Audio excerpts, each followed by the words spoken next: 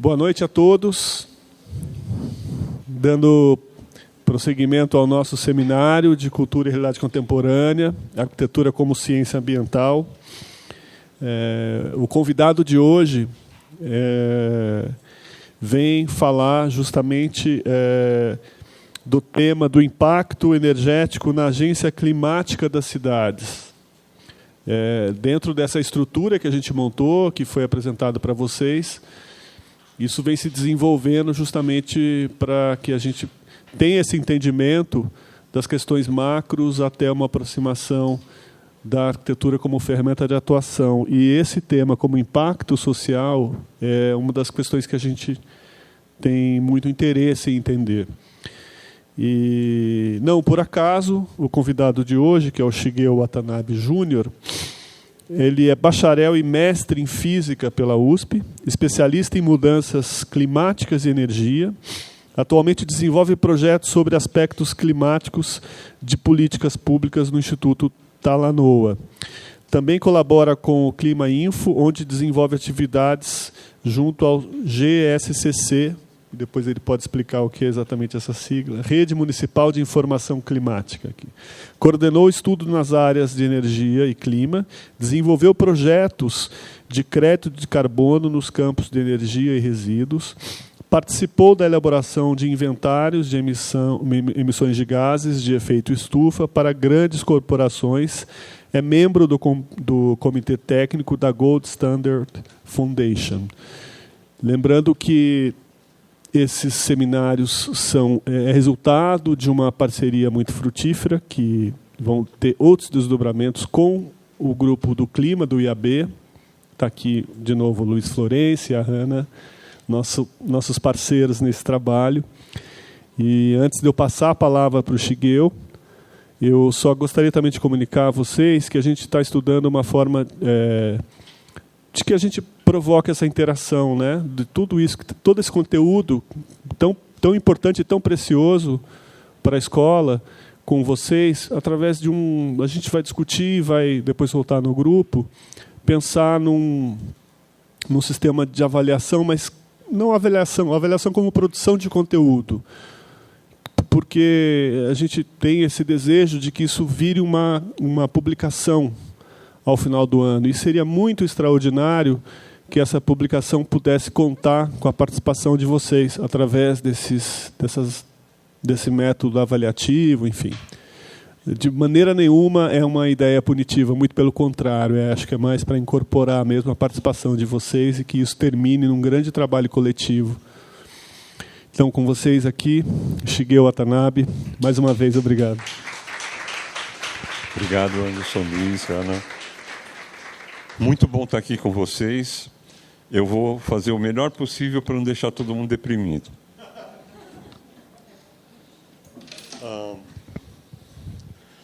Eu mexo com essa questão de clima já faz uns 20 aninhos, mais ou menos, mas começa até um pouco antes.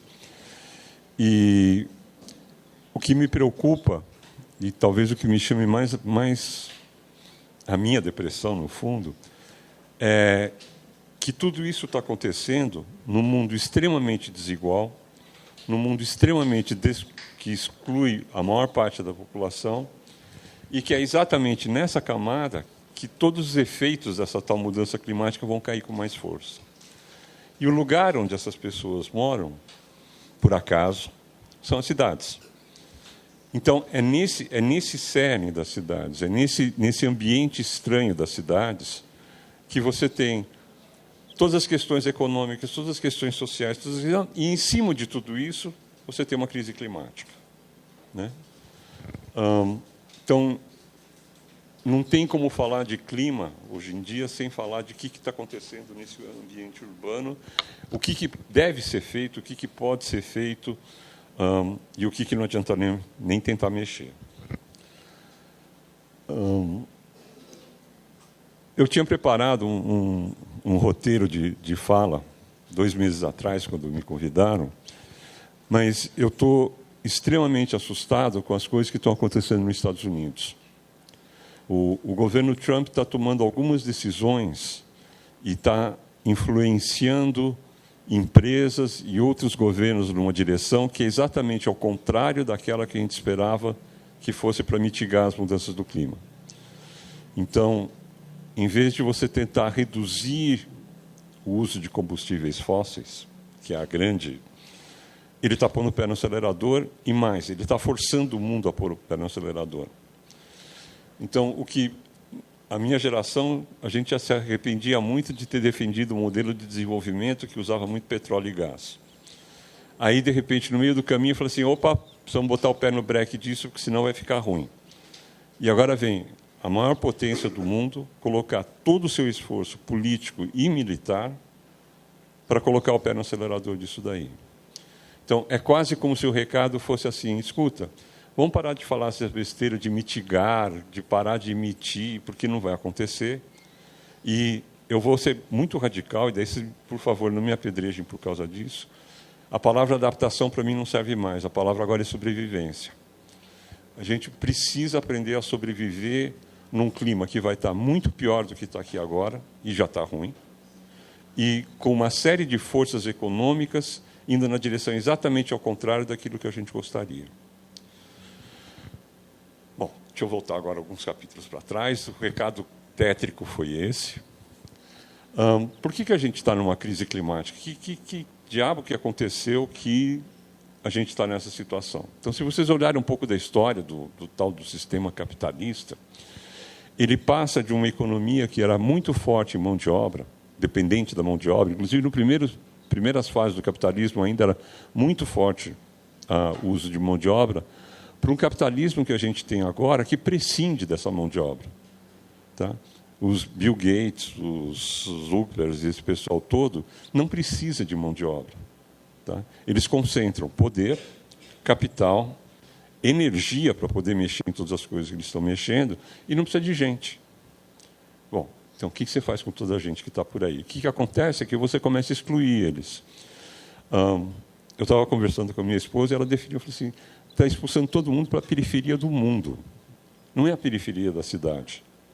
Esse pessoal que não está mais tendo trabalho, os Ubers da vida e coisas do tipo, estão sendo excluídos numa velocidade cada vez maior e numa velocidade cada vez mais radical. Então, é esse o ambiente urbano, porque a maior parte dessas pessoas vão viver nessas cidades que a gente está lidando, é neste ambiente que essa discussão toda vai acontecer. Então, você tem um capital cada vez mais concentrador de renda, que está acirrando cada vez mais as desigualdades entre as classes, e está usando cada vez mais energia, o que é maluco. Né? Então, para você rodar todos esses ChatGPT e todos os modelos de inteligência artificial, que são absolutamente fantásticos, você precisa de uma quantidade brutal de energia que era um sonho 10 anos atrás. E, para isso, neste momento, a melhor maneira de você gerar essa energia, e é isso que esses grandes milionários estão fazendo, é começar a queimar mais carvão, mais petróleo e mais gás. Portanto, acirrar mais a mudança do clima. Então, nós temos um instrumento absolutamente fantástico, que é o ChatGPT, eu sou um fanático por ele, acirrando a crise. Como é que resolve isso? Não faço a menor ideia. Eu não gosto do capitalismo, mas eu não tenho nenhuma ideia de que pode colocar no lugar. A gente pode tentar minorar um pouco os impactos dele, mas parece que está sendo cada vez mais difícil fazer isso. Então, pensar a cidade agora não é mais resolver os problemas da década passada, não é mais resolver os problemas do século passado. É resolver uma cidade onde você vai ter uma precarização do trabalho cada vez maior, uma concentração de renda cada vez maior, e quem consome esses produtos que provocam essa tal de crise climática não é o pessoal de periferia. Quem consome isso daí é um mundo rico. Eu faço parte do mundo rico. Tá?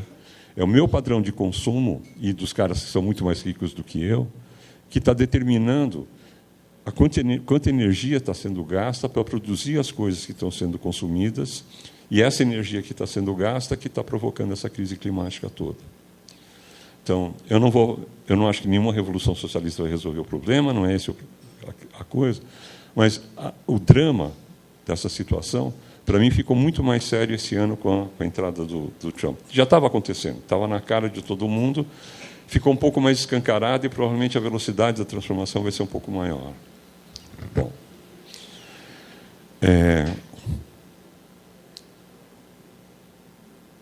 energia, eu vou simplificar horrores. Para que a gente usa energia?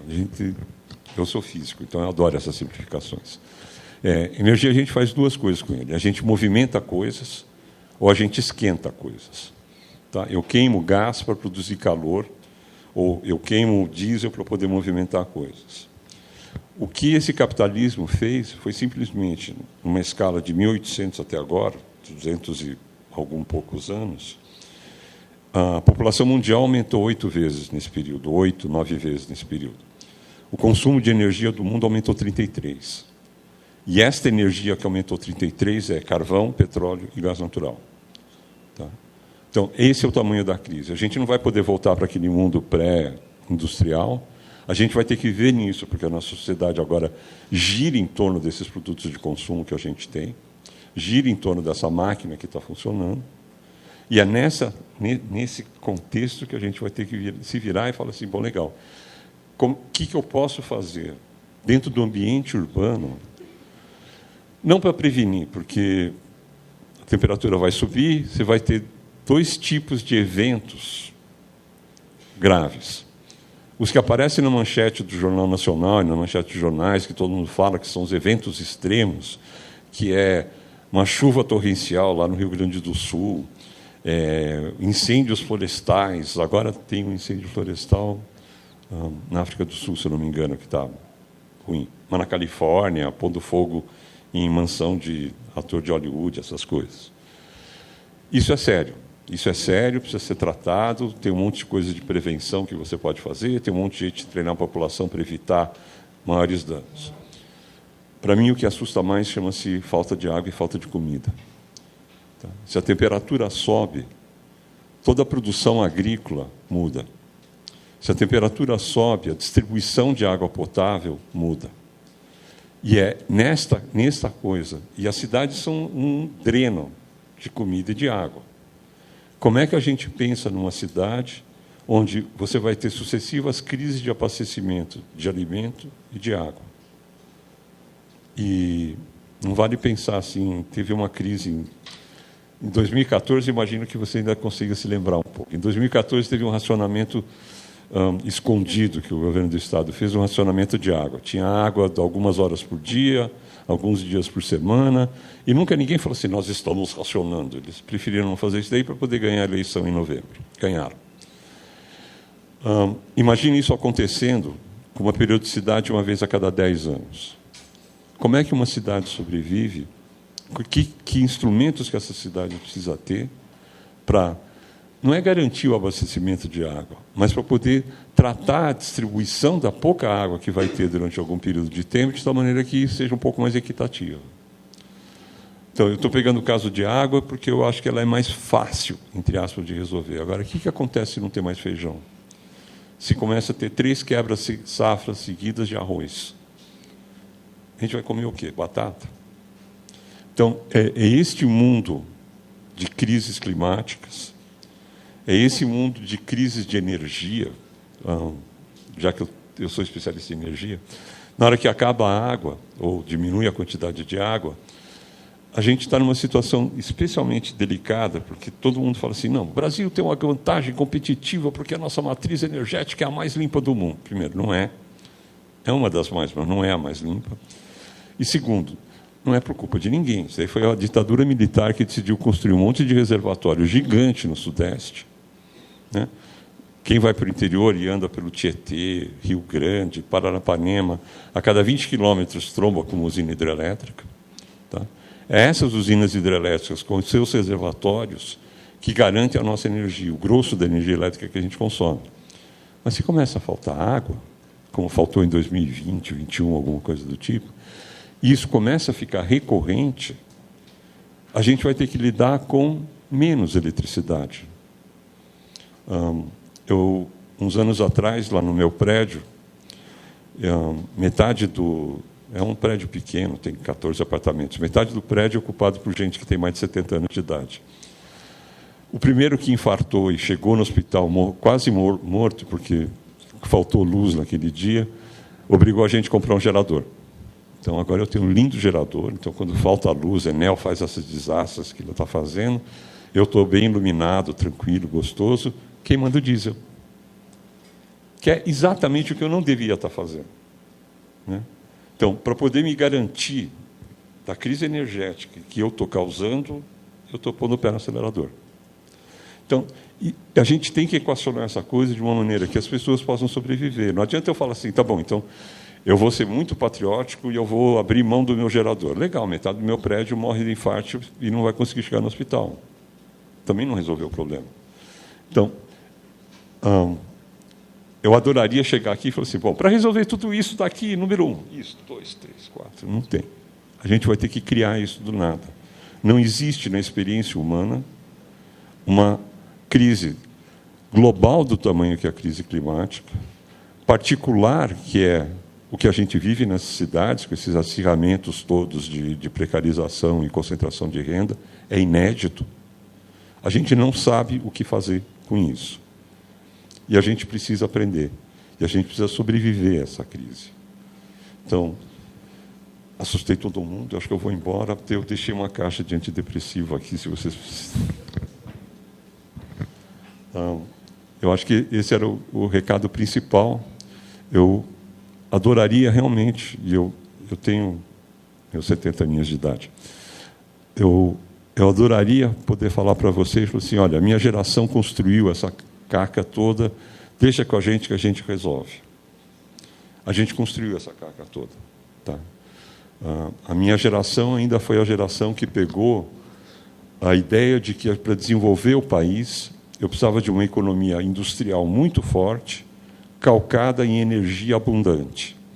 E isso que a minha geração, e mais um monte de gente, claro, fez na segunda metade do século passado. A gente construiu uma indústria altamente poluente, que não consegue competir com os chineses, que polui para caramba, consome uma energia que a gente já não tem mais. Então, eu juro que eu acho que minha geração pisou feio na bola. Não só aqui no Brasil, como no mundo inteiro. Espero não receber muita pedrada. Era esse o recado que eu tinha pensado em dar, mas eu gostaria muito que vocês me bombardeassem de perguntas.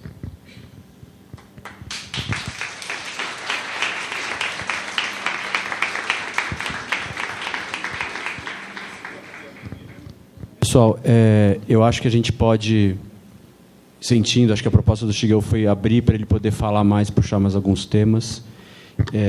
Vamos vendo se as perguntas, se tiver muitas perguntas, a gente faz blocado, se não, a gente vai fazendo num 1 a 1, né? Por enquanto, que aí dá tempo, como a gente tem bastante tempo, a gente vai discutindo. Eu queria fazer uma primeira pergunta que tem a ver com... Não sei se você vai poder entrar um pouco nesse assunto, que a gente ainda vai ter alguns momentos, mas se existe alguma... Como é que a gente vê, por exemplo, a gente fala que um dos principais consumos de energia na cidade está ligado à mobilidade, né?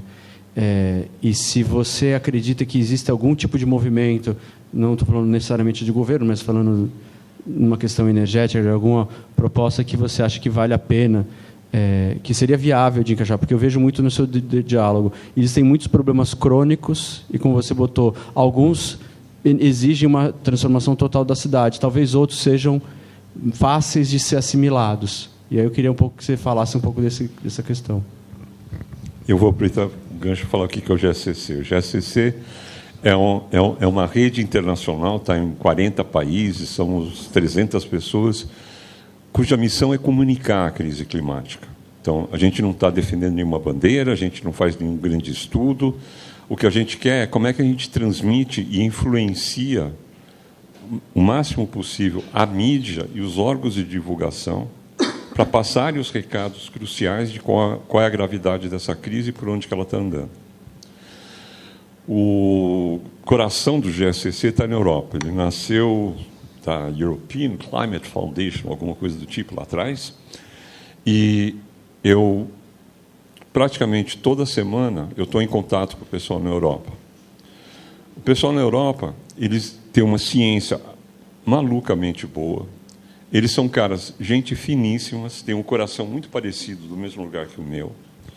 Mas eles têm 2 mantras. Biocombustíveis, não, porque biocombustível compete com alimento. Segundo, quanto mais carro elétrico a gente tiver na rua, melhor, porque a gente está tirando gasolina e diesel da rua. Aí a gente tenta, repetidas vezes, assim, legal, eu acho que isso funciona perfeitamente bem para a Europa. A Europa não tem terra abundante. Se eu vou plantar cana-de-açúcar na Europa, eu vou estar tirando a batata, e batata é comida. Né? Mas aqui não. Aqui,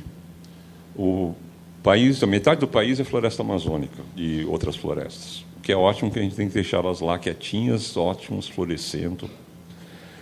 A metade que sobra, a agropecuária explora mais ou menos a metade da área que sobra de um jeito razoável. Tem uma quantidade brutal de área que a gente chama de pasto degradado ou de agricultura primária. Essa terra, se aproveitada segundo os cânones vigentes da moderna agricultura, a gente consegue produzir biocombustível a rodo e comida para poder continuar exportando. Talvez a gente tenha que abrir mão um pouquinho de ficar plantando soja para a galinha chinesa. Talvez. Né? Tem que fazer algumas escolhas no meio do caminho, mas a gente tem terra sobrando, a gente tem água ainda sobrando.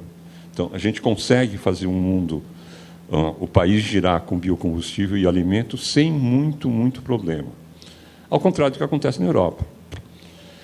Eles também não olham para o sul do Saara, na África. Lá é mais grave ainda, porque tem muito mais terra do que tem sobrando aqui. E lá também eles poderiam estar produzindo biocombustíveis e alimentos numa quantidade e qualidade muito melhor do que eles têm agora e resolver um monte de problema deles. Agora, quando a mensagem lá do norte vem e fala assim, porra, biocombustível não, eles passam uma régua no mundo que fica difícil de você lidar, porque parte da ciência, parte do dinheiro, parte do esforço bem intencionado desse pessoal está indo para o lugar errado. Né? Ou carros elétricos. Pô, desculpa, a gente quer enfiar mais 1 milhão de carros na rua de São Paulo, elétrico ou não? Pô, não é esse o problema. Né? O nosso problema é transporte público de qualidade. A Europa não tem mais esse problema, os Estados Unidos não tem, eles resolveram esse problema no século XIX. Tá?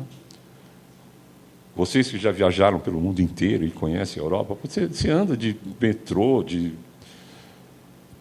dos trams lá, à vontade pela cidade. Aqui não. Aqui a gente tem uma falta desgraçada de um transporte público de qualidade.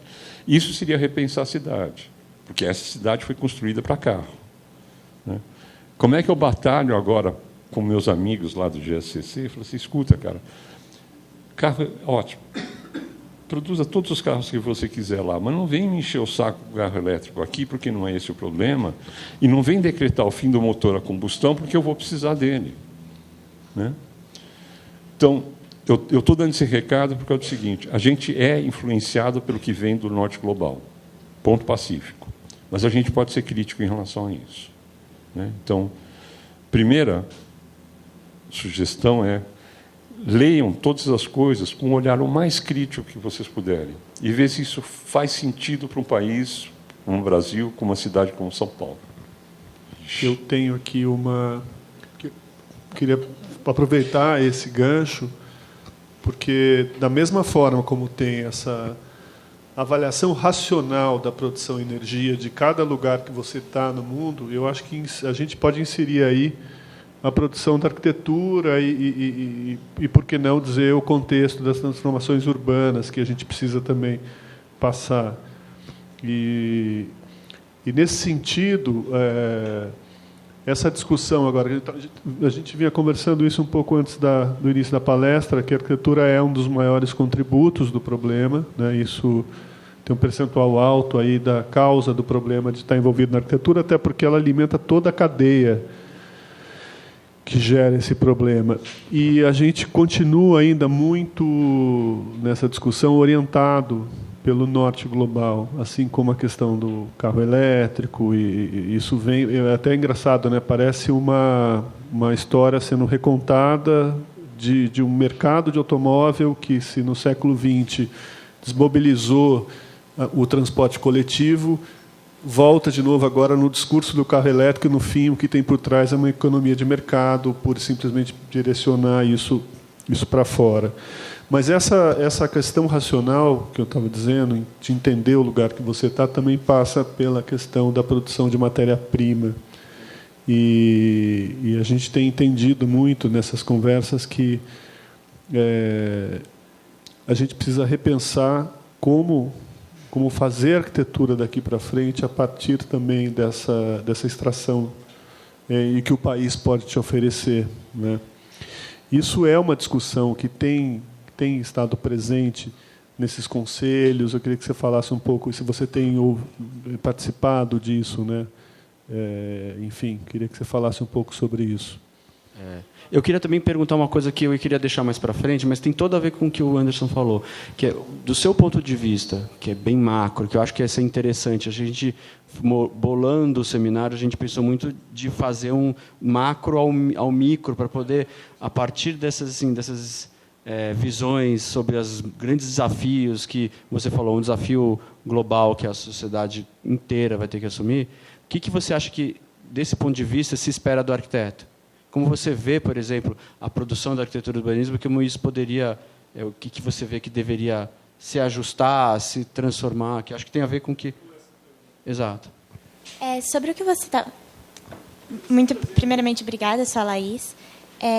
Queria perguntar assim, sobre o que você estava dizendo antes, qual que seria o olhar para o Brasil que a gente deve ter, e o que funcionaria para o Brasil para que a gente possa pensar criticamente a respeito do que é proposto, as soluções propostas pelo Norte Global. O que funcionaria para cá e como que a gente cria estratégias para realmente identificar aquilo que seria eficiente também para nós no Brasil e o Sul Global de modo geral, que se difere do que é importante para o Norte e o que funcionaria para lá e para economias, países de primeiro mundo, falando assim. Obrigada. Bom, saiu uma estatística 2 semanas atrás. O mundo nunca consumiu tanta energia elétrica quanto consumiu no ano passado. O ano passado foi um ano que teve o El Niño. O El Niño costuma aumentar a temperatura média global, pelo menos da superfície da Terra. Junto com a mudança do climática, foi o ano mais quente registrado na história, essa história toda. E todo mundo não. Muita gente ligou o ar-condicionado muito mais tempo. Resultado,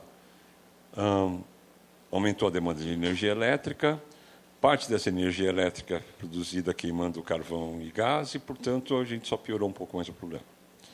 Então, o que eu fico pensando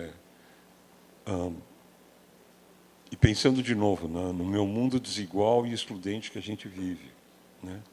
Eu não faço ideia do que é você trabalhar em comunidades pensando em temperatura, pensando em circulação de água, pensando em pouco de conforto, né?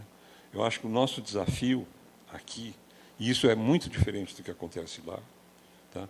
O nosso desafio aqui vai ser, nós vamos ter temperaturas acima de 30 graus o ano inteiro. Nossa cidade está preparada para isso, sem ligar o ar-condicionado, pelo amor de Deus, né? Então, isso passa por materiais. Tem que ter material mais poroso, tem que ter material que permite circular ar, tem que ter material que favoreça, não isolamento térmico, ao contrário, né? Tem que deixar essa temperatura vazar. Porque se eu me fecho atrás de vidro e concreto, a tendência é isso virar uma estufa, que é o efeito que a gente está provocando, né?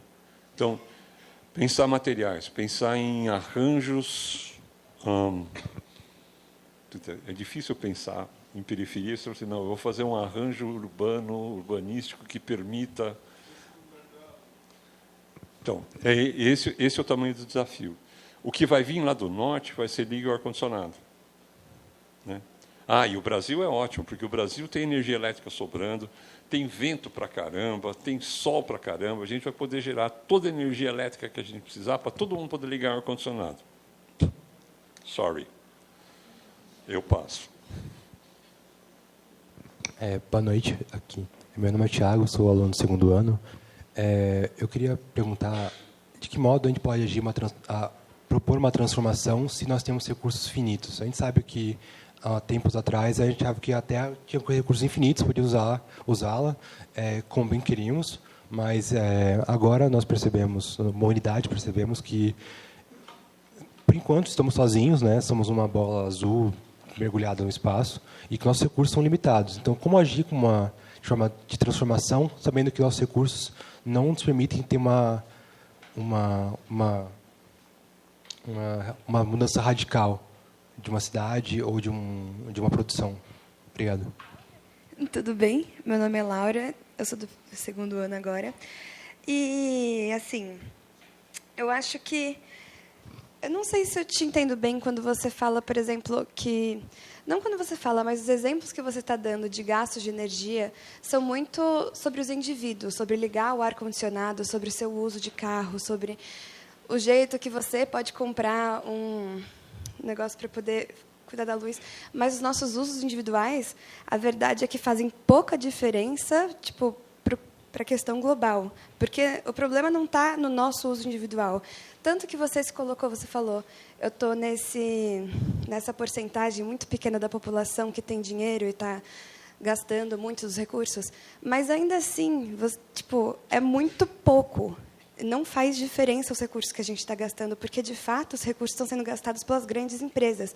E, de fato, assim, as empresas, os bilionários, que são esse 0,001% da população, que vão estar cuidando disso. Então, embora seja muito interessante a gente discutir isso e falar, nossa, se todo mundo parar de usar ar-condicionado, talvez seja melhor, não vai fazer diferença nenhuma para o futuro, porque isso está na mão deles. Eu não sei, talvez quando a gente assumir esses cargos, já seja tarde demais, e muito provavelmente vai ser tarde demais. Então, eu concordo muito com o que você fala, que a nossa arquitetura aqui ela vai ter que ser uma arquitetura de sobrevivência, porque a gente não vai conseguir interferir tanto com as escolhas de agora, que são as escolhas mais importantes, assim, que são as escolhas mais decisivas para o futuro de toda a nação, assim, todas as nações. Adorei. Oi, eu sou a Sofia, do 2º ano também. A minha pergunta para você do seu ponto de vista, dentro do que está mais permeável, como podemos interferir ou reverter o comportamento dos Estados Unidos em relação às causas climáticas? Eu sei que é uma coisa muito complexa, né? Fazer o quê? O Trump ganhou a eleição. Mas, sei lá, hipotético. Se você... na sua linha de raciocínio. Eu queria saber seu pensamento disso. Eu acho que dá para juntar bem as coisas.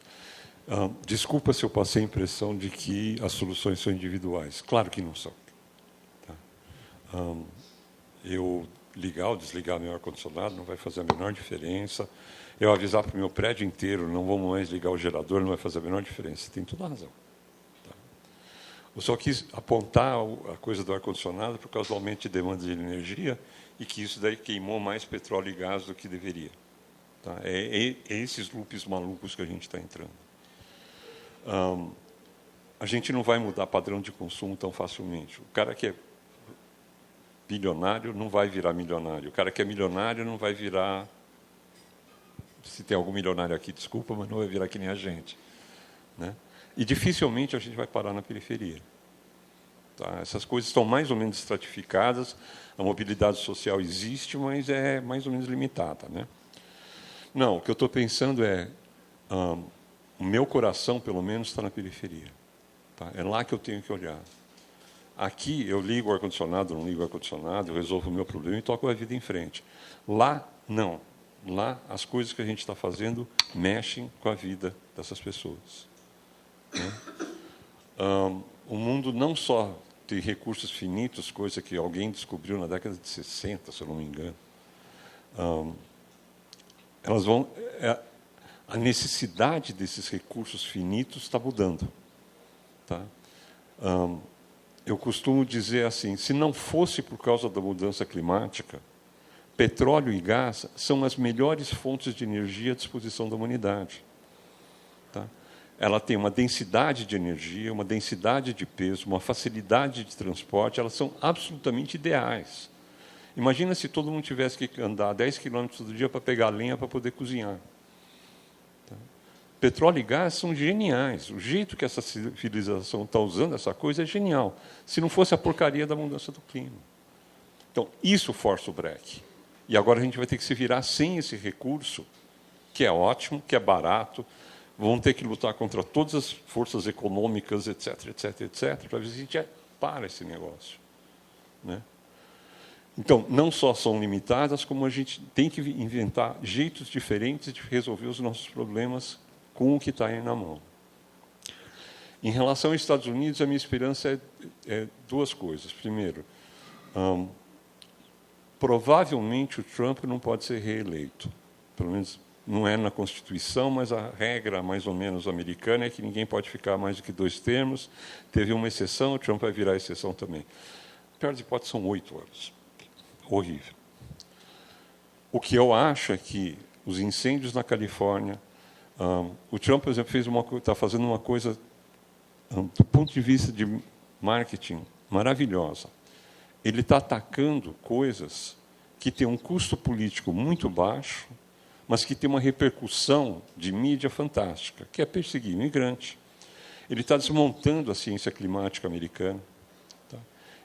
Com requintes de crueldade. Ele está devolvendo prédios que foram alugados onde estão os melhores laboratórios climáticos do país. Né? Então, ele está devolvendo o prédio. O que pode acontecer com isso, sei lá, não é torcida minha, mas talvez alguns desses laboratórios são os que os Estados Unidos usa para poder estudar os furacões que batem na costa. Talvez ter sorte de que um desses malditos furacões, que não vai conseguir ser mapeado direitinho, pegue aquela maldita propriedade dele no sul da Flórida. Dá um impacto de mídia genial, e faz, talvez, alguns daqueles americanos acordarem e falarem assim, puta, a gente talvez está exagerando um pouquinho, vamos voltar um pouco para trás e tentar reconstruir alguma dessas coisas. Não vai acontecer, vai ser tirar na loteria se isso acontecer, mas enfim. Primeiramente, boa noite, eu sou a Júlia, do 2º ano, e a minha pergunta é um pouco na linha da Laura, que se não existem alternativas que têm peso significativo para frear, talvez, esse uso de energia excessivo das grandes empresas, quanto tempo de arquitetura de sobrevivência a gente tem para planejar? Se cada dia fica mais extremos as condições climáticas e mais difíceis de contornar, como que a gente tem alguma forma de conseguir planejar a cidade para mudanças imprevisíveis e tão drásticas? Se isso é possível. Eu queria entender o protagonismo que as cidades têm ganhado, né, frente às nações. Isso é uma coisa boa, né, quando a gente tem eleição de presidentes negacionistas. Qual que é o impacto que essa autonomia das cidades pode ter em questão de energia? Estou dizendo, né, tem um presidente negacionista, mas a Califórnia, os estados, enfim, às vezes assinam os acordos, mesmo o presidente dizendo que não, porque hoje em dia já há uma outra estrutura mundial, né, nesse circuito. Então, eu queria entender se isso pode ajudar um pouco, e se você sabe casos, por exemplo, na Europa, desses parceiros mesmo, casos reais que você possa falar. Bom, Shigeo, é uma honra ter você aqui, quero agradecer muito, e quero fazer um comentário e uma pergunta. Só pegando o gancho da pergunta que fizeram, que eu achei muito boa, né? Como que a gente desenvolve esse olhar crítico ao que está vindo da Europa e que não se aplica ao nosso contexto? Eu queria só exemplificar, num caso, que os planos de ação climáticas feitos pelas cidades brasileiras, eles usaram modelos que vieram do norte global, assim como uma grande parte das coisas que a gente faz na produção de conhecimento. E daí, se você olhar esses planos de ação climática, pouquíssimos, talvez eu diria que quase nenhum, aborda áreas de risco, áreas sujeitas a deslizamento, onde vivem pessoas, por exemplo, porque eles não têm muito desse problema lá. E aqui a gente tem muito no país, né? Cálculos conservadores dizem que 6% da população brasileira vive em área de risco, ou seja, 9 milhões de habitantes. Então, tem aí muito trabalho pela frente para fazer. Bom, e a minha pergunta, já também que comentaram como é que a gente atua não individualmente, né, nos nossos núcleos familiares para tomada de decisão, e sim provoca mudanças estruturais em outra instituição na nossa sociedade, que seriam as empresas. Eu adoraria ouvir seus comentários sobre o mercado de carbono. Então, o que é isso? Né? Vamos começar do simples. O que é isso? Como que isso pode ajudar? Como isso pode ser parte da solução? E aonde que o Brasil está à frente, nessa fila do pão? Exato. Obrigada. Eu vou deixar o mercado de carbono para... Talvez você se lembre de uma menininha sueca, a Greta. A Greta, depois de fazer muito discurso em vão, na última vez que ela foi na ONU, ela caiu de pau em todo mundo. Vocês não estão fazendo porra nenhuma, vocês estão lá, só ficam batendo papo, não mexe, blá, blá, blá. E ela soltou um recado, que para mim é um recado mais importante. A cada centésimo de grau conta. Então, qualquer coisa que eu fizer que consiga ou mitigar, desacelerar um pouquinho o aquecimento global, ou ajudar uma comunidade ou um grupo a sobreviver, conta. Então, eu não vou resolver o problema do mundo, mas cada centésimo de grau vale. Então, para mim, esse foi o recado mais maravilhoso que aquela menina deu, fora todo o pampeiro que ela provocou, que foi genial. Né?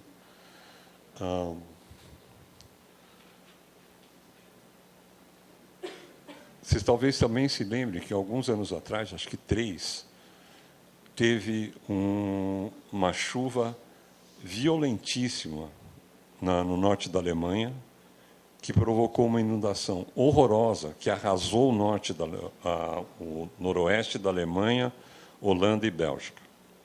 Foi um rastro de destruição horroroso. Morreu gente pra caramba. Bilhões de euros, no caso de... O que eles conseguiram fazer a partir daí? Eles colocaram dinheiro, reconstruíram as coisas, mas, mais importante do que isso, eles viram que as várzeas que eles têm são vulneráveis. Então, eles estão no meio de um programa, isso a Alemanha, a Holanda, e a Holanda é aquele paizinho que fica abaixo do nível do mar, né? Eles estão num programa de tirar as pessoas dos lugares onde secularmente elas viviam para sair fora da área de risco. Tem muita grana, tem muito isso, etc. E tem vontade política, e eles estão fazendo isso. Dá para fazer isso aqui? Bom, eu adoraria que desse. Né? Eu acho que não dá. Eu acho que a gente vai ter que conviver com alarmes, a gente vai ter que conviver com desastres e mortes. E na última vez que teve uma inundação na cidade do Rio de Janeiro, o Rio também de vez em quando inunda Jardim Botânico, fica cheio de água no Maracanã, essas coisas. Na última vez que aconteceu, o prefeito, que é o Eduardo Paes, que é um cara super bem-humorado, falou assim: putz, pela 10ª vez pegaram a gente de surpresa. É isso. A gente vai ser pego de surpresa 10.000 vezes. Né? Talvez, na 1000ª mais uma, a gente coloque uma comporta no lugar certo. Mercado de carbono. Eu não sei o que vocês ouviram falar desse famoso mercado de carbono, mas a lição número 1 é: mercado de carbono não reduz emissão. Tá? Mercado de carbono é: eu vou fazer um esforço aqui em casa e eu diminuo a minha emissão, por exemplo, eu prometo não ligar o ar-condicionado durante 1 ano e, com isso, eu economizo energia elétrica. Energia elétrica no Brasil tem um fator de emissão de X e, portanto, E tem algum outro cara lá que precisa continuar emitindo, porque a indústria dele precisa continuar produzindo, e ele fala assim, porra, eu precisava, mas eu não vou conseguir reduzir essa emissão, eu compro ela de você. Então, ele me dá dinheiro para eu ficar 1 ano com o ar-condicionado desligado. Isso não dá crédito de carbono. Tá? Eu estou pegando um exemplo absolutamente idiota para tentar. O que aconteceu nessa hora? Eu reduzi 1 tonelada de carbono, o cara emitiu 1 tonelada de carbono, o resultado, 0. Nenhum de nós reduziu a emissão do mundo. Tá? Por que o mercado de carbono é um dos instrumentos possíveis na luta contra o aquecimento global? A gente está numa economia capitalista. Tem gente que, para reduzir essa 1 tonelada de emissão, sai caro para caramba. Algumas empresas. Tem outras empresas que reduzir essa 1 tonelada de carbono sai muito barato. Então, se eu deixo eles trocarem emissões, o que eu estou fazendo? Eu estou mantendo esse nível de emissão e eu estou fazendo isso pelo preço mais barato possível para a sociedade. Agora, se eu sou o governo e falo para as 2 fábricas agora vocês estão metas de redução de emissão. No ano que vem, todo mundo vai reduzir 10%. No outro ano, todo mundo vai reduzir mais 10%. E eles continuam trocando. O que o mercado de carbono faz é achar o caminho de menor custo para cumprir as metas que o governo está colocando. Quem está reduzindo emissão é a meta do governo. O governo está falando assim, tem que reduzir 10% das emissões. É isso que está reduzindo. O que o mercado de carbono faz é fazer isso pelo menor custo, e fazendo isso pelo menor custo significa que o impacto inflacionário de todo esse esforço é o menor possível. Então, a lógica é puramente capitalista, a lógica é como é que eu consigo reduzir as emissões pelo menor custo possível. Esta é a função do mercado de carbono. Shigeo, tem 2 perguntas aqui. Eu só queria aproveitar muito, 3. Só queria aproveitar muito esse gancho, só para explicar um pouco mais, que eu acho que é interessante. Só para avisar a todos, o Shigeo tinha sido originalmente convidado para falar muito sobre a questão de carbono, numas mesas para frente, relacionada à energia. E ele, gentilmente, porque acho que quem já está num evento de seminário, já é a 2ª vez, sabe que, assim, garantir que todos os convidados, sei lá quantos, 30 convidados vão ter nas próximas semanas, não vão ter nenhum interpelo ou algum problema, é uma coisa difícil. E o Shigeo, gentilmente, conseguiu antecipar, inclusive, a vinda dele, que já viria um pouco mais para frente, para falar sobre carbono. E por que eu acho interessante? Porque se a gente fala muito sobre... A gente falou isso algumas vezes, até na primeira fala, que a Hannah e a gente estava aqui, sobre... que a arquitetura é transformar as coisas, é gastar energia e materiais para fazer coisas novas, ou reformar lugares, espaços e tal. E eu acho que era interessante um pouco saber de você, Shigeo, o que você vê disso. E eu acho 2 coisas interessantes da sua fala. Falando sobre essa limitação de emissões de carbono, como é que você vê essa limitação? Você acha que está num patamar bom? Você acha que isso deveria ser mais provocado? Falando isso porque o Shigeo é uma das pessoas que vem acompanhando esses debates sobre essa definição, essa limitação, que, de fato, é a limitação de emissões de carbono que vai causar alguma diferença e não tanto o mercado. E o que você acha, se existe alguma possibilidade de, pelo outro lado, o mercado de carbono estimular práticas sustentáveis que atualmente são financeiramente insustentáveis, como você manter uma área nativa numa propriedade rural, ou você, por exemplo, um dos maiores emissores de crédito de carbono é uma comunidade indígena, por exemplo, que faz esse trabalho sistemático. Eu acho que seria legal ver um pouco disso também. Para minha desgraça, eu moro no Brasil. O Brasil é um país único no mundo, pelo menos dos grandes países, onde o maior fator de emissão da gente é o crime, chamado desmatamento. É criminoso, é contra a lei. O grau de desmatamento que existe é ilegal. Tá? Se todos os proprietários rurais cumprissem a lei, e a gente conseguisse impedir os criminosos de invadirem áreas públicas e terras indígenas, a gente pararia de cortar as árvores todas, e aí o nosso problema de emissão passaria a ser 2, arroto de vaca e energia. Por enquanto, a gente ainda é uma jabuticaba, que a gente tem essa porcaria de desmatamento ainda comendo solto. Tá? O ano passado caiu para caramba, os esforços do governo federal estão sensacionais, despencou o desmatamento, mas ainda são coisas da ordem de 5 mil quilômetros quadrados por ano, o que é um horror. Né? A cidade de São Paulo acho que tem isso, né? Mais ou menos.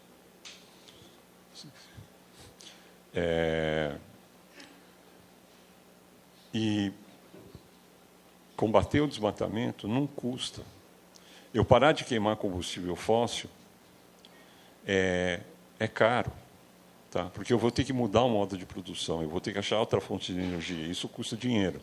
Parar o desmatamento, não. Parar o desmatamento é cumprir a lei.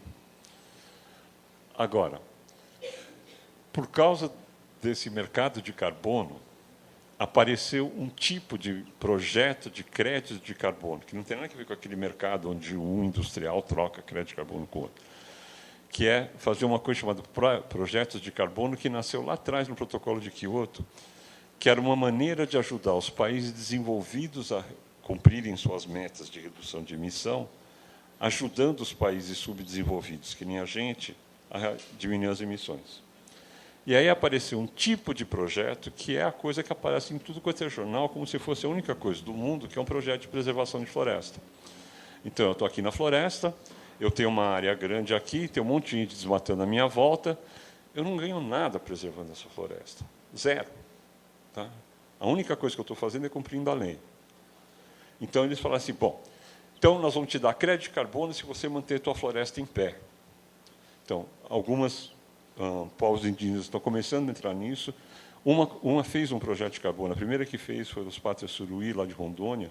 Fizeram isso há 10 anos atrás. Deu tudo errado. Porque, por mais que a gente idolatre comunidades indígenas, eles são gente. Gente tem sempre um cunhado que não gosta da gente. Não é brincadeira. Teve um racha no povo sobre quem estava pegando dinheiro, quem não estava pegando dinheiro, como é que esse dinheiro estava sendo distribuído, e eles pararam com o projeto. Eles falaram assim, nós não queremos mais esse projeto porque ele está criando discórdia aqui dentro. Tá?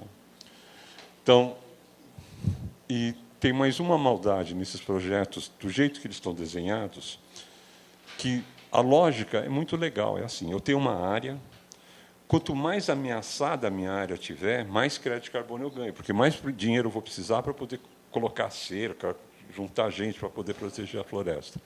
Então, quanto mais desmatamento estiver acontecendo do meu lado, mais crédito de carbono eu ganho por hectare. Então, se eu tenho uma área perto de Marabá e Altamira, que está no pico do arco do desmatamento, eu ganho muito crédito de carbono por hectare. Se eu estou em São Gabriel da Cachoeira, que fica lá no norte de Roraima, eu ganho menos. Então, se eu sou um cara capitalista, porque, claro, estou no mercado de carbono, porque eu sou um cara capitalista, o que eu vou fazer para ganhar crédito de carbono, eu vou torcer para o meu vizinho desmatar doidado. Se eu puder, eu até viro para ele e falo assim, escuta, a gente faz um bem bolado aqui, você dá uma desmatada aí, que eu seguro aqui e a gente racha essa grana. Então, esse tipo de projeto, ele é muito esperto, ele tem um princípio que é correto cientificamente, mas que, na real, ele é perverso. E quando aparece em governos, falam assim, nós vamos fazer um monte de crédito de carbono. Eu falo, vocês não entenderam, cara, não é para fazer isso, não é para preservar a floresta, não é para aumentar o desmatamento no vizinho. Oi, tudo bem? Eu sou a Ananda, do 2º ano, e eu queria te perguntar sobre a Palestina, porque já foi documentado que o genocídio que Israel e os Estados Unidos estão fazendo lá está esquentando o planeta inteiro. Então, eles não estão matando só os palestinos, a longo prazo eles estão matando a gente também. E eu gostaria de saber as suas opiniões sobre isso. Primeiro disclaimer. A minha mãe é uma judia alemã que migrou da Alemanha fugindo do nazismo, década de 30. Então, eu tenho culpa no cartório. Segunda coisa, tem uma foto que eu uso, em geral, nas redes que eu participo, que eu estou com um kefirá palestino que eu comprei lá no Líbano. Minha mãe mandou eu tirar aquela foto. Eu não tirei, claro, eu sou grandinho, não preciso ficar obedecendo a mamãe. Mas essa trama que acontece lá, ela é, na minha visão, insolúvel. Todo mundo fala que tem que ter 2 países, etc., etc. Não vai rolar, porque Israel não quer. Né? Então, a destruição de Gaza provavelmente aumentou um pouco o aquecimento global por causa das explosões todas que produzem CO2, etc. Aquilo lá é produto químico tirado de petróleo, que vai virar explosivo, que vai virar CO2, que vai aumentar o aquecimento global. Mas eu acho que é pouco, comparado com, provavelmente, tudo que gastou de navio para transportar essas bombas todas até lá. Né? Então, não, eu acho que a questão política de Israel, eu não acho que ela vai ser resolvida a curto prazo, mas eu não vejo outra solução séria que não seja aquele país acabar. Não é para acabar com os judeus, tá, por favor, mas Israel foi um erro da época colonial. E a gente vai pagar esse preço. A gente não. O povo palestino está pagando direto. Né? Ontem parece que o Exército soltou o diretor lá do documentário do Sem Chão, lá, que ganhou o Oscar. Eu recomendo, assistam Sem Chão. Mesmo que vocês conheçam toda a história, o documentário é lindo, horroroso. Oi, eu sou a Fernanda, eu sou do 3º ano. A gente teve a questão do Sul, né, que houve todos aqueles alagamentos, e a gente viu que o Estado ele tinha culpa por várias pessoas, milhares de pessoas terem ficado desabrigadas, né? Então, se o Estado tem culpa, a gente não vota num político. Só que o político que ganhou foi justamente o político que recebeu mais de 500 empresários apoiando ele. E a concorrente eram 8 empresários, né? E a maioria os principais empresários que apoiaram esse político, eles são de construtoras. Por quê? Porque eles estão visando aquele local em que foi alagado para construir prédios, para ganhar dinheiro, e as pessoas que perderam, a maioria continua sem ter onde morar. Então, como que a gente luta contra um sistema em que um político tem um financiamento de mais de 500 empresários, sendo esses de construtoras, muitos, e o outro político tem 8 empresários, e quem venceu foi o dos mais de 500 empresários. Como que vence isso? Não é exatamente sobre o tópico de agora, mas você comentou isso anteriormente, que era que a pauta sobre o clima não é uma coisa muito valorizada pela sociedade como um todo, né? Não é algo que a gente vê nas mídias como algo relevante. E eu queria saber se você, que já trabalha muito nessa questão, se você sabe se a gente, como arquitetos agora, o que a gente deveria fazer? Se a gente deveria seguir numa vertente mais política ou mais social para fazer com que essa pauta seja mais valorizada, porque a gente precisa falar sobre o clima, né? Eu só queria acrescentar uma coisa, estatística. Nas eleições dos Estados Unidos, a pauta climática acho que foi a 5ª ou a 6ª item que passava na cabeça de alguém que estava votando. No Brasil, entre as 8 pautas principais que passaram na cabeça das pessoas quando votaram, não apareceu nada de clima. Olá, meu nome é Giovana Batista. Em um contexto marcado por profundas desigualdades sociais, onde muitos enfrentam diariamente desafios, como a falta de acesso a recursos básicos, precariedade habitacional, exclusão social, como podemos tornar viável uma arquitetura de sobrevivência e que atenda às necessidades de todos os grupos, especialmente os mais vulneráveis? Quais são as soluções que podem ser pensadas para promover a justiça social e a inclusão através da arquitetura? Porque você falou sobre os materiais que não absorvem tanto calor, que sejam mais porosos, mas qual é o incentivo para que essas pesquisas ocorram e que sejam materiais viáveis e mais baratos e que estejam no alcance das populações mais vulneráveis? Eu sei que eu vou te decepcionar, mas se eu tivesse essa resposta, eu não estaria aqui. Eu não sei mesmo. Eu sei que existe necessidade, tem um monte de gente trabalhando nessas coisas, pouca divulgação, pouco recurso. A esperança é que essa coisa se multiplique por causa de pressão social, né? Eu acho que saiu um pouco fora de moda a coisa de pressão social, eu espero que um dia ela volte. Pressões em cima de vereadores, pressões em cima de eleições. A minha geração, por causa que a gente lutou contra a ditadura, a gente conseguiu fazer o Lula ser eleito pela primeira vez em 2000 e tal. Aquele discurso que levou o Lula para a primeira grande transformação que ele fez, não tem mais nenhum sentido agora. Tá? Era um modelo de desenvolvimento que causou isso tudo. Né? Então, a gente precisa batalhar para aparecerem novas organizações, novos partidos, novas lideranças que consigam mobilizar de novo da maneira como uma vez na vida a gente tinha conseguido mobilizar lá atrás. Políticos que vão ter apoio de empresários, de companhias de ônibus, a construtoras, vão existir sempre. O que não quer dizer que eles vão ganhar sempre. Né? Aí eu realmente espero que a pressão de baixo seja mais forte, que é isso que consiga virar um pouco o jogo. Mas é voto de fé. Né? Teve uma campanha lá atrás, que um grupo que eu fazia parte, muito sorrateiramente, a gente queria que um dado deputado de um interior de um estado do Sul não fosse eleito, porque o cara é realmente um criminoso e um negacionista climático grande. A gente conseguiu fazer uma campanha tão suja quanto eles normalmente fazem, mas sem fake, e o cara não foi reeleito. Ele virou secretário executivo do Ministério da Agricultura depois, mas ele não foi eleito. Eu só quero fazer uma correção na minha biografia que foi lida. Eu mandei a versão errada. O Instituto Alanô continua funcionando, eu não faço mais parte dele. Ele vale a pena acompanhar, porque eles produzem estudos de profundidade, de qualidade.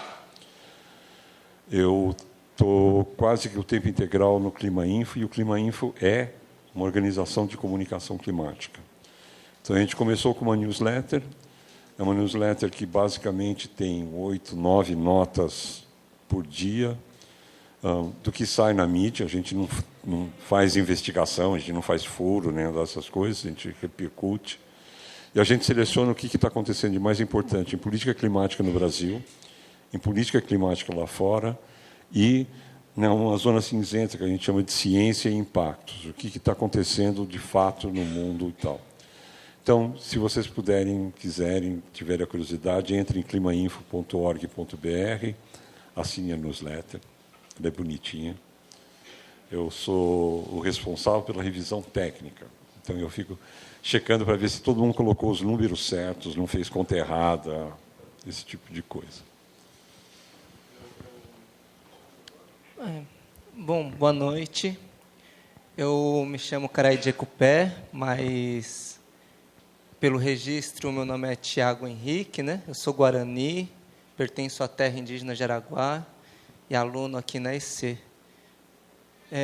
Minha pergunta é sobre a COP30 aqui no Brasil, né? Um dos maiores eventos, ou o maior evento de discussão sobre mudanças climáticas.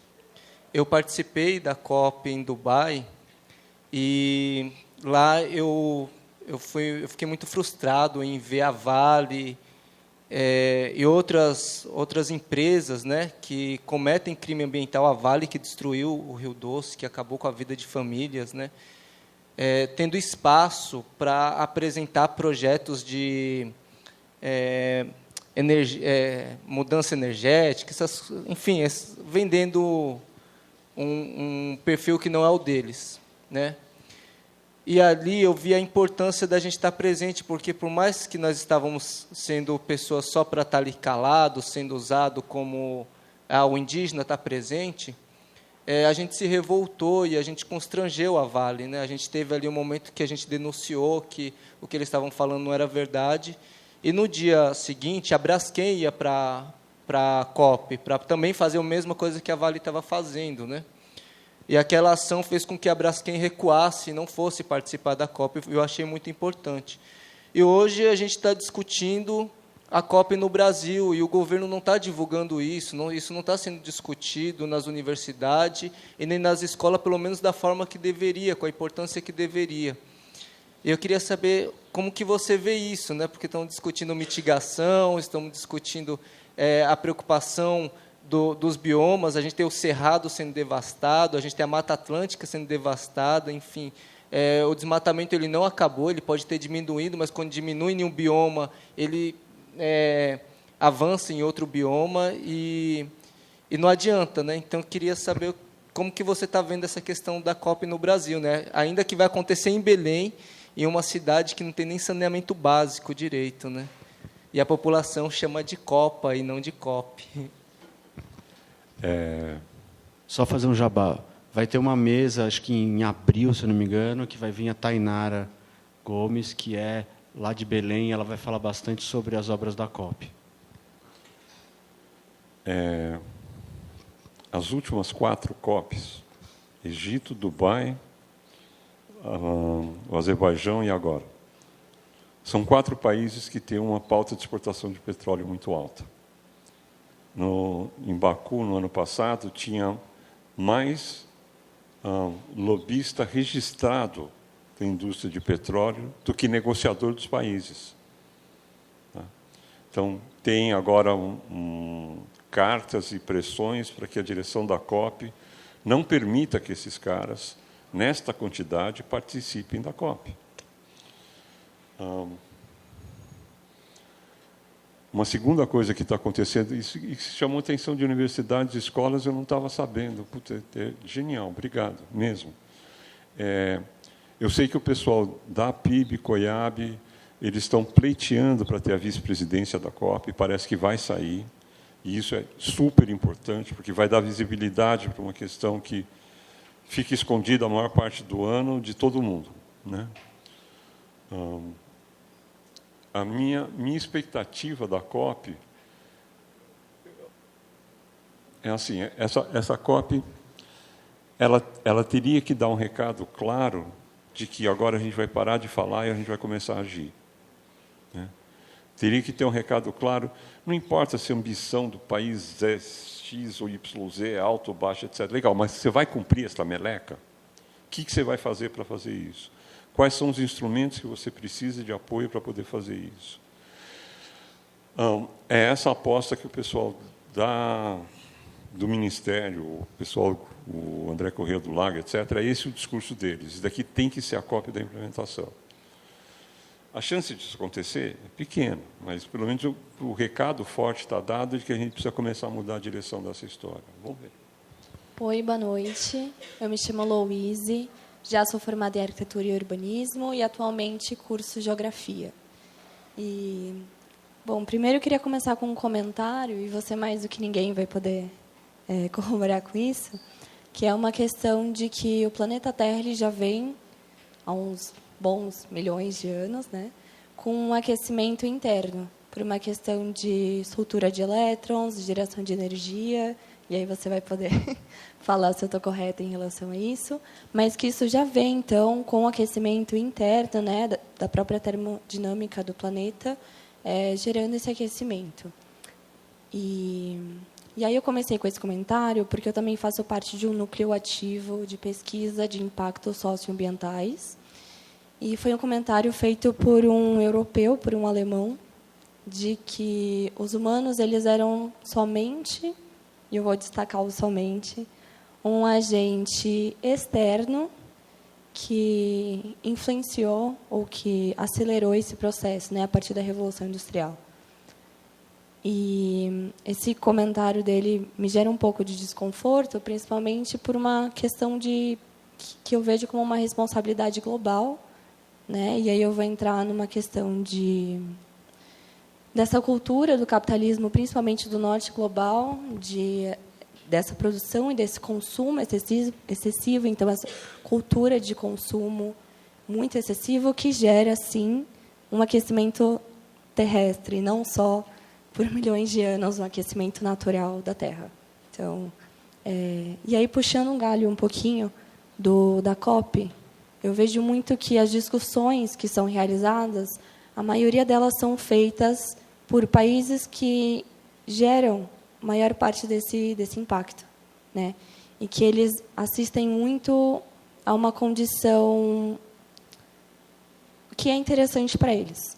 Então, qual tipo de impacto ambiental ou socioambiental é interessante para limpar a imagem, enfim, né, desses países grandes produtores do aquecimento global, que é um termo que eu utilizo muito com os meus alunos, o que não isenta também o Brasil. O Brasil é um grande produtor de aquecimento global, tal qual diversos países do sul global.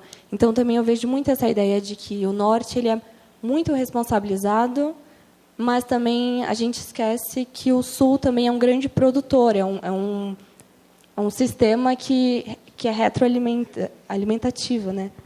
E aí eu queria que o senhor fizesse algum comentário sobre como que essa responsabilidade global ela pode influenciar nessas discussões que também abordem sobre questões sociais, porque todo impacto ambiental gera uma questão social, tal qual a gente viu agora no Rio Grande do Sul, a questão da Palestina, enfim, todas as disputas no continente africano e asiático. E aí eu queria que o senhor comentasse um pouquinho sobre a questão de responsabilidade global.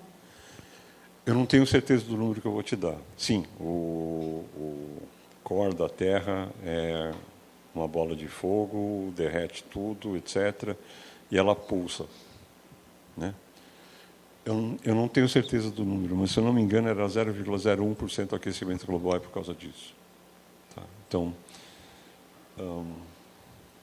primeiro. Segundo, historicamente, se você pegar as emissões históricas de todos os países, até o ano 2000, primeiro Estados Unidos, depois Inglaterra, ou Europa, o Brasil entrava em quinto porque a gente desmatou a Mata Atlântica. Tá? O resto do sul global não entrou, porque a responsabilidade do sul global nas emissões é muito pequena. Exceção feita, Índia, China, Brasil. Tá? Então, nós sim somos responsáveis por um monte de coisa, sem a menor sombra de dúvida. Mas Burundi, 0. Lesoto, 0. Nepal, 0.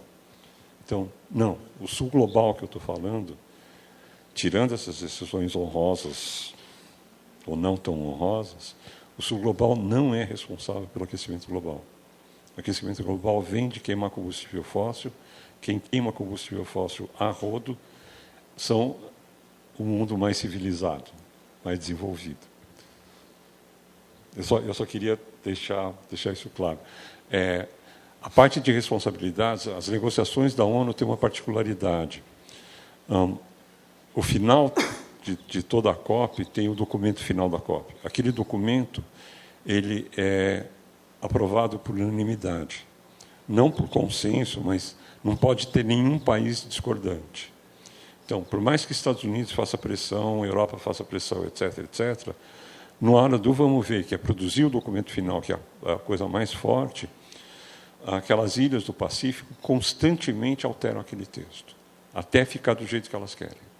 Tá? Então, esta é uma das razões pelas quais as negociações não avançam, porque cada país pode obstruir a parte da negociação que não está interessando para ele, seja ele pequeno ou grande. E aí, cada país conta como igual. E eu queria só fazer um jabá, que tem uma jabá, pergunta jabá, assim, que teve aquele programa, aquele podcast Mamilos, que a nossa querida Hanna participou, falando sobre clima. Qual era a colega? Que era colega do Shigel também? A Cíntia Leone, fantástico. E coloca uma questão importante, que é a discussão da última COP, que eles esperavam que migrasse para esse, era financiamento climático.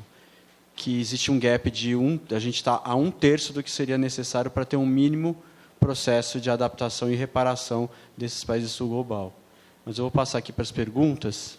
Olá, meu nome é Marcelo, sou aluno do 2º ano. Bem, percebo que grande parte do problema surge por conta da urbanização, da ocupação e do uso da cidade, e como essa cidade está sendo utilizada. Se cita a respeito do uso do transporte e de como o incentivo do planejamento urbano tem sido uma das saídas para poder ter uma menor emissão. A minha pergunta é como é que esse planejamento urbano ele pode acontecer hoje dentro da cidade de São Paulo, olhando para um lado do reavivamento, do renascimento de rios. A gente entende que, olhando para o mundo e para o planejamento de arquitetura, grande parte das arquiteturas que são sustentáveis utilizam o rio para um melhor clima, menos energia, menos consumo. Para você, como é que seria essa utilização do reavivamento de rios aqui em São Paulo e como seria o impacto a longo prazo para a questão do clima? Eu vou fazer uma generalização, talvez infeliz, mas é assim. Eu conheço 2 tipos de riacho em São Paulo. Aqueles que estão debaixo de 1 metro de concreto e aqueles que estão beirando favela. Né? Nenhum dos 2 dá para mexer. O pessoal que mora na beira desses riachos todos, você vai fazer o que com eles? Tirar eles de lá? Por aonde? E os riachos que estão enterrados, a essa altura você já tem a Avenida dos Bandeirantes, a 9 de Julho. Você vai fazer o quê? Abrir? Eu não sei. Eu gostaria muito... Meu sonho era voltar para a época que o Zé de Anchieta chegou. Não sei se vocês reparam, teve uma exposição uns anos atrás do Sesc sobre os riachos escondidos de São Paulo. O que essa cidade tem de água é um absurdo. Né? Você anda pela Paulista, cada vez que você vê um valezinho, aquilo é um córrego que está descendo, né? Que está devidamente enterrado. E a segunda coisa dessa cidade que eu acho absolutamente incrível, você tem o Rio Tietê e o Rio Pinheiros. Né? O Rio Pinheiros era um pouco diferente antigamente, ele fazia um monte de zigue-zague, mas a área de inundação, a área de várzea desses 2 rios era imensa. A área de várzea do Rio Pinheiros saía lá do Morumbi, porque daí você tem uma encosta, e vai até a Estados Unidos, vai até a Avenida dos Bandeirantes, vai até Ibirapuera. É uma área imensa de inundação que foi aterrada, a gente sentou em cima. O que você faz? Você quer recuperar aquilo? Eu acho genial, mas eu não vejo como destruir a cidade para fazer isso. Não sei, realmente eu não sei. Desculpa. Oi, boa noite, eu sou Francisco, do 1º ano. E, seguindo um pouco nesse tema de organização que o Marcelo falou, eu queria voltar para o tema da eficiência energética, eficiência de energia, que você falou bem no comecinho. E... falando sobre mobilidade, de carros elétricos, diferentes modais de transporte, teria como você recomendar alternativas de transporte em cidades como São Paulo ou até no Brasil? E, se não, você conhece alguma pesquisa, algum estudo que tenha sido feito no assunto? Eu não vou conseguir citar, mas estudos tem vários. Você começa pensando em corredores, você começa pensando em BRTs, você começa a tentar fazer o ônibus andar o mais rápido que ele puder, com o mínimo de intercorrências possível, primeiro. Se você conseguir eletrificar esse ônibus, melhor ainda. Né? Mas você usa isso daí para poder dar agilidade e velocidade suficiente, e aí você constrói um veículo que tenha conforto suficiente, aí as pessoas começam a andar nele. Tá? Eu preferiria muito poder andar de ônibus ou de metrô, como eu ando na Europa ou nos Estados Unidos de vez em quando. Aqui a gente não tem essa chance.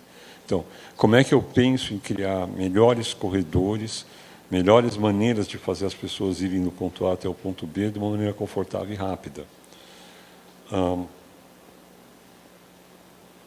Especificamente São Paulo. Eu lembro que tem vários estudos a respeito, era para ter corredor na 9 de Julho, era para ter corredor na 23 inteira, mas é difícil acontecer desse jeito. Né? Ter a faixa de ônibus já foi uma vitória enorme. Boa noite, sou Samuel, do 1º ano de graduação. Eu queria perguntar, essa questão de encontrar, na mesma pegada da pergunta do questão de mobilidade nas cidades de uma forma sustentável, em questão, levando mais para o lado de como levar, já que o senhor falou no começo de o olhar tem que ser para as periferias e para as pessoas que têm menos acesso, porque pensando que o Brasil, pelo menos culturalmente, acho que isso vem até do planejamento urbano, que é um país onde as pessoas almejam muito ter um carro, porque principalmente quem mora mais longe, porque eu preciso comprar, porque não tenho trem, não tenho metrô, ônibus, então ter o carro, e carro elétrico é caro. Principalmente agora no começo ainda continua muito caro o carro elétrico. Então, como pensar para a periferia, para o lugar que é mais afastado, um transporte que seja mais sustentável, que seja rápido e sustentável, porque hoje esse transporte acaba ficando mais no centro e está começando mais, mas acho que ainda, sabe, por exemplo, numa favela, como é que poderia ter algum transporte mais sustentável, sem ser tipo o ônibus ou alguma coisa assim? Também a pergunta de $1 milhão, eu adoraria responder. Não, mas tem uma coisa que eu quero aproveitar e provocar vocês que moram em São Paulo. Andem e conheçam a cidade. Tá?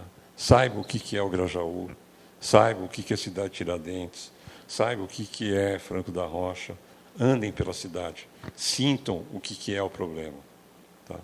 Essa visão de você passar algumas horas, de vez em quando, em lugares pouco afastados, vai gerar a impressão, e eu espero a pressão suficiente dentro de vocês para ajudar a transformar isso.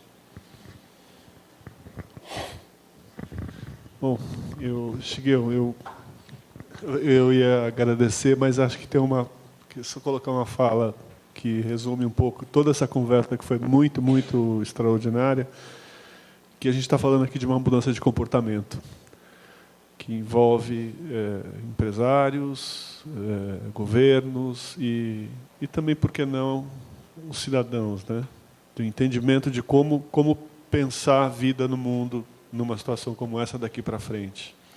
Se a gente sabe que, até respondendo uma pergunta, uma colocação de uma das meninas que não está aqui mais, sobre a questão de ligar ou não o ar, e lembrar que 1% da população mais rica do mundo é responsável absurdamente pela emissão de carbono, muito mais do que todo o resto da população mundial. Ou seja, aí tem uma chave. Quando você fala de caminhar pela cidade, quando a gente fala de tudo isso, mas fundamentalmente, que eu achei muito, muito bom e que tem a ver com a gente, é pensar estratégias de produção de energia dependendo do lugar que você vive. Nós temos um país continental, e quando a gente pensa que tudo é energia, não só a mobilidade ou a questão da temperatura, de produzir temperatura, seja quente ou seja frio, mas também de produzir arquitetura, produzir cidades. Está tudo, vamos dizer assim, dentro desse continente, dessa discussão, e eu acho que, nesse sentido, isso ficou muito claro e foi muito bom ter te ouvido aqui sobre esse ponto de vista. Eu vou fazer o marketing pessoal agora. Eu coordenei um estudo 4 anos atrás, que é assim: a maior crítica que se faz às renováveis, a eólica e solar, é que elas são intermitentes. Intermitente significa não tem vento o tempo todo, não tem sol o tempo todo, tem que arrumar alguma coisa para poder cobrir quando não tem um, não tem outro. O estudo que eu fiz não fui eu, mas enfim, um bando de gente, a gente se juntou, que, por acaso, os ventos do Nordeste são absolutamente regulares de junho até novembro. Tem umas curvinhas bonitinhas assim. Você consegue prever exatamente que horas que vai ter um vento de 60 km por hora, que hora que ele vai baixar para 30, que hora que ele volta para 60. Isso é durante quase meio ano. Junho a novembro é basicamente o período que aqui está seco, no Sudeste, onde a gente vai ter um pouquinho de racionamento de água nas hidrelétricas. Então, e na época que eles não têm vento, é a época que a gente está com as reservas um pouco mais cheias. Melhor, esse vento que tem no Nordeste acontece exatamente nos meses onde os ventos da Patagônia não acontecem, e vice-versa. Então, se eu puxar um fiozinho de vento de elétrica, de Patagônia até o Nordeste, eu já tenho vento o ano inteiro. Bom, tem hora que não tem vento. Daí, se eu esticar esse fiozinho até o deserto do Atacama, onde os chilenos estão construindo plantas solares absolutamente fantásticas, não tem absolutamente nada lá, e tem sol para dedéu durante metade do ano, e eu puxo outro fiozinho, de repente eu tenho sol e vento o ano todo na América do Sul. Ponto. Dá para fazer? Dá. É caro para caramba. Tem um monte de desafio técnico horroroso. Mas é esse tipo, eu estou fazendo marketing pessoal, porque é esse tipo de olhar, de você tentar sair do probleminha que está e tentar olhar em volta para ver se tem soluções que podem agregar coisas. Tá? Então, esse exemplo da interligação provavelmente não vai acontecer, porque realmente tem problemas políticos horrorosos e tal, mas é uma maneira de você tentar sair da caixinha presa que a gente normalmente fica quando a gente está estudando um problema. Sai, olha em volta. Vai andar na periferia, por favor. Bom, agradecer aqui essa grande contribuição para a gente.